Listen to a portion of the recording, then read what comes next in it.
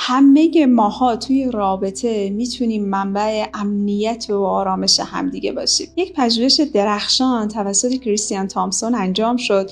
اومدن ببینن گوش دادن همدیگه توی رابطه چقدر تأثیر داره. دیدن بین اون دو دسته‌ای که انتخاب کرده بودن، اونهایی که آموزش دیده بودن که چطور همدیگه رو خوب گوش بدن، میزان رضایت زناشویی بسیار بالاتری داشتن و میزان تنش‌ها و تعارضاتشون به شدت اومده بود پایین. میخوام بهتون بگم همه ماها فارغ از پست و مقام و سن و جنسیت و هر چیز دیگه‌ای احتیاج داریم کسی فراسوی خودمون ما رو بشنوه، بتونیم دستش رو بگیریم و به تاریک ترین قسمت‌های وجودمون ببریمش و بدون ترس و واهمه از تمام خرابکاریامون، کم آوردن‌هامون، ترس هامون، آرزوهامون، حسرت هامون بهش بگیم